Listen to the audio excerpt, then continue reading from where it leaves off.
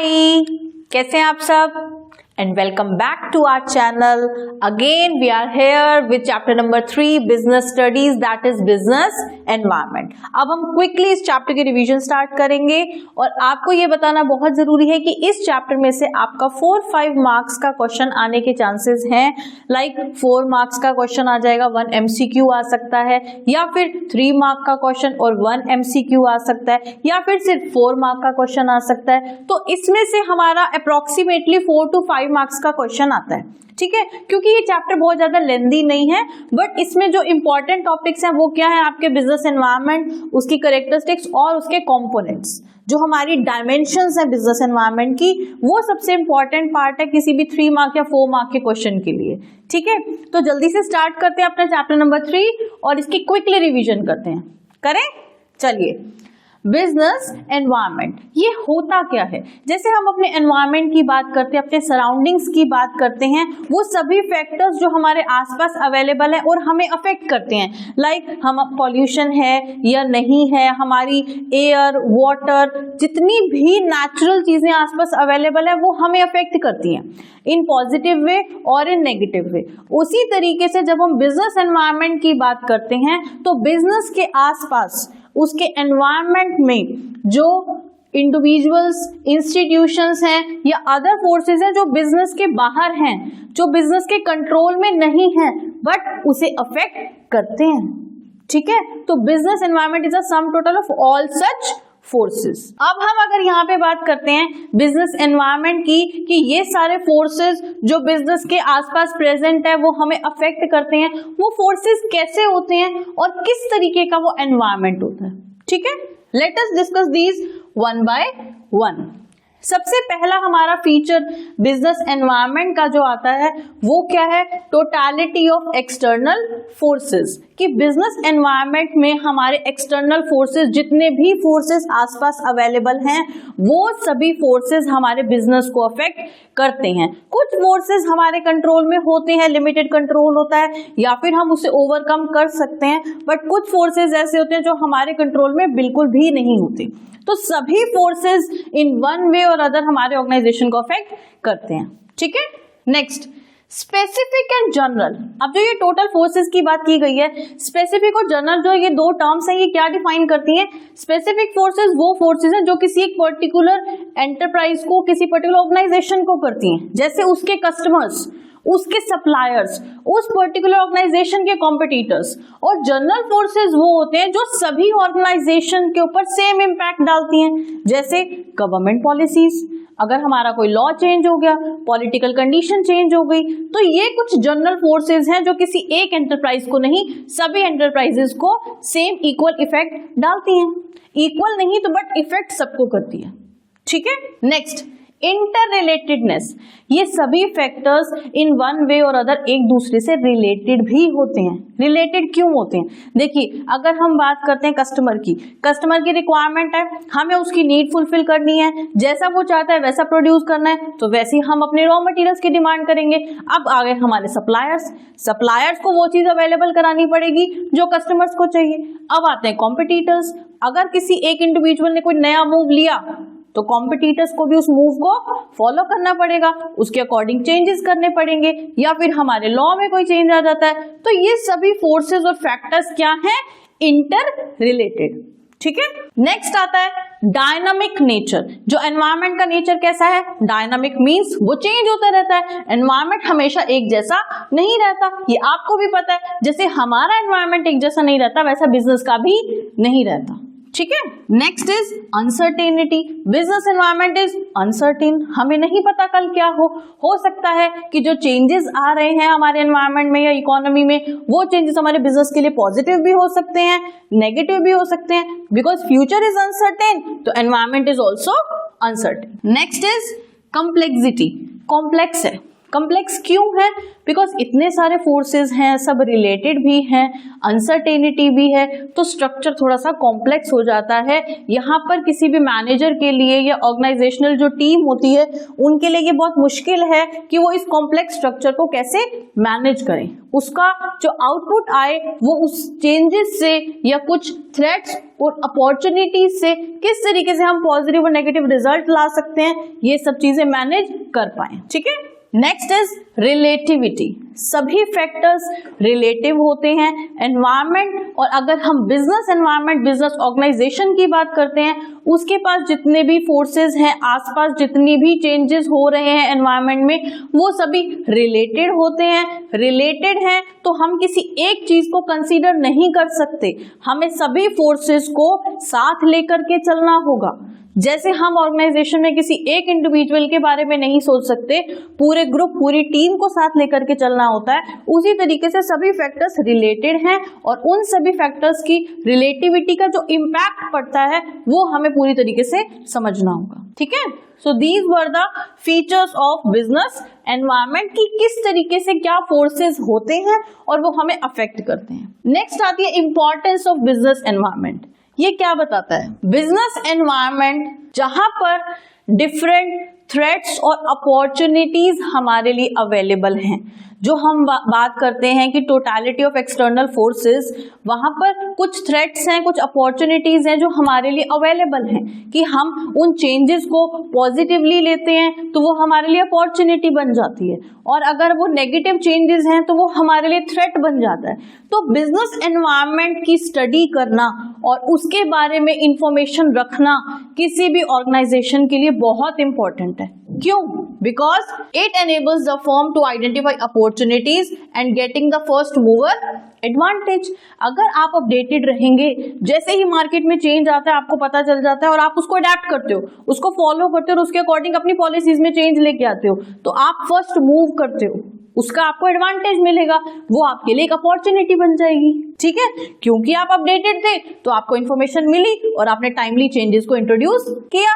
Next आता है it help the firms to identify threats and early warning signals. अब जो थ्रेट्स हैं अगर उनका पता चल जाएगा तो वार्निंग सिग्नल मिल जाएगा कि आगे से हमें कैसे काम करना है। Next is helpful in tapping useful resources. हम सोसाइटी में रहते हैं, यहीं से हमें रिसोर्सेज अवेलेबल होते हैं, हम as a producer resources provide करते हैं, as a consumer resources use करते हैं। तो अगर हम एनवायरनमेंट की कंप्लीट नॉलेज रखेंगे तो we will be able to tap the useful resources कि क्या चीजें हमारे लिए कितनी यूजफुल हैं और उन रिसोर्सेज का हम प्रॉपर यूटिलाइजेशन कर सकें। Helpful in coping with rapid changes. Environment में बहुत रैपिडली चेंजेस आ रहे हैं, टेक्नोलॉजी डेवलप हो रही है, साइंटिफिक इंप्रूवमेंट्स हो रही हैं, तो उन चेंजेस के साथ कोप अप करने के लिए एनवायरनमेंट की नॉलेज होना बहुत जरूरी है।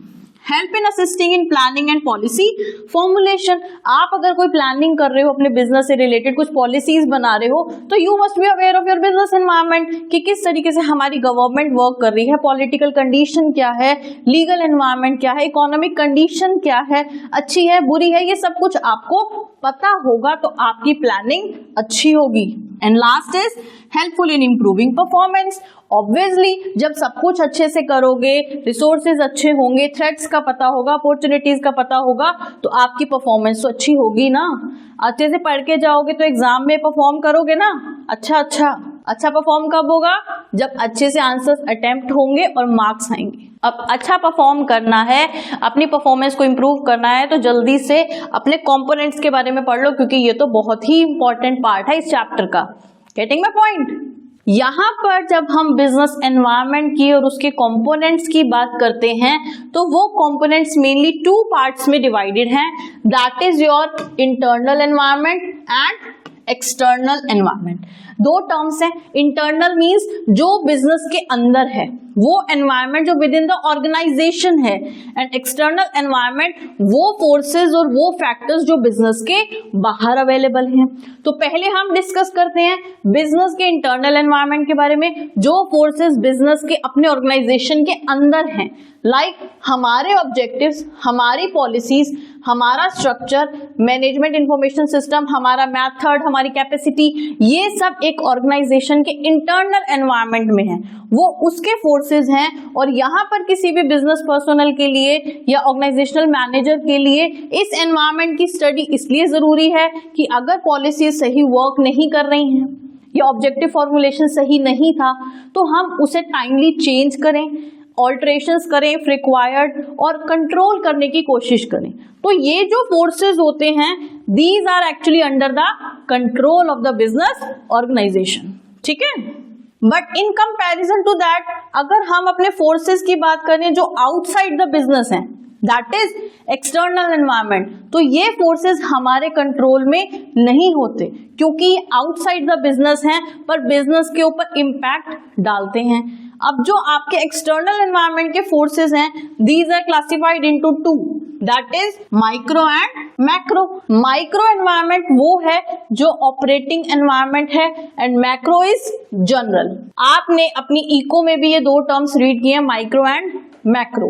तो माइक्रो वो है जो सिंपली ऑर्गेनाइजेशन को इंडिविजुअली अफेक्ट करती हैं, और मैक्रो वो है जो सभी ऑर्गेनाइजेशंस को अफेक्ट करती हैं, ठीक है। आई एंड ए का जो डिफरेंस आपने इको में पढ़ा है, वही फैक्टर्स आपके बिजनेस में भी आते हैं कि I for individual unit and A for all the units. तो ये किसी भी बिजनेस ऑर्गेनाइजेशन के जब हम ऑपरेटिंग एनवायरनमेंट की बात करते हैं, ये वो फोर्सेस हैं जो हैं तो बिजनेस के बाहर, बट हर बिजनेस यूनिट को स्पेसिफिकली अफेक्ट करते हैं, लाइक उसके customer, supplier, competitors, public, marketing intermediaries, ये सभी फैक्टर्स, ये सभी फोर्सेस हर बिजनेस को इंडिविजुअली इंपैक्ट डालते हैं, बट ये आउटसाइड द बिजनेस होते हैं। यहाँ पर फिर भी हम इनके अकॉर्डिंग कुछ चेंजेस कर सकते हैं, जैसे कस्टमर सेटिस्फाइड नहीं है तो हम उसको सेटिस्फाई करने के लिए चेंजेस ला सकते हैं। सप्लायर्स अगर सही सप्लाई नहीं कर रहे हैं या मार्केट में गुड्स अच्छे से अवेलेबल नहीं हो रहे, हम सप्लायर को चेंज कर सकते हैं। बट जब हम मैक्रो एनवायरनमेंट की बात करते हैं, जनरल एनवायरनमेंट की बात करते हैं, ये वो फैक्टर्स हैं या वो डायमेंशंस हैं जो सभी यूनिट्स को अफेक्ट करती हैं, बट हम इनको चेंज नहीं कर सकते। We have to accept it as it is, क्योंकि ये हमारे इकोनॉमिक, सोशल, पॉलिटिकल कंडीशंस हैं, एनवायरनमेंट है, वो लॉज, रूल्स, रेगुलेशंस हैं जिन्हें हमें फॉलो करना ही है, ठीक है।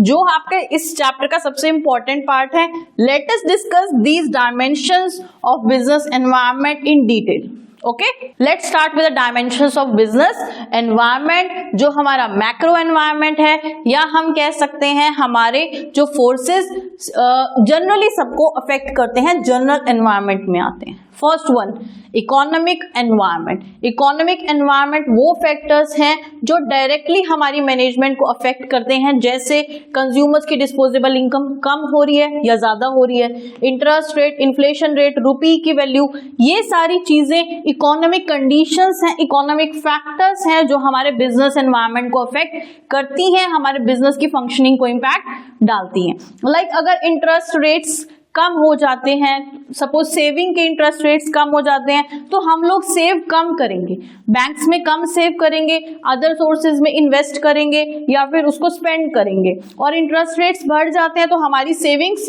इंक्रीज हो जाएंगी। तो इस तरीके से ये हमारे जो फैक्टर्स हैं वो बिजनेस एनवायरनमेंट को अफेक्ट करते हैं, ठीक है। नेक्स्ट आता है सोशल एनवायरनमेंट। सोशल एनवायरनमेंट में सारे सोशल फैक्टर्स हैं, सोसाइटी की बात हो रही है, वो सोसाइटी जिसका हम सब पार्ट हैं, प्रोड्यूसर्स भी, कंज्यूमर्स भी, सप्लायर्स भी, जितने भी लोग यहाँ पर अवेलेबल हैं, जो भी यहाँ कनेक्टेड हैं, वो सभी इस सोशल एनवायरनमेंट का, इन फैक्टर्स का एक इंपॉर्टेंट पार्ट है।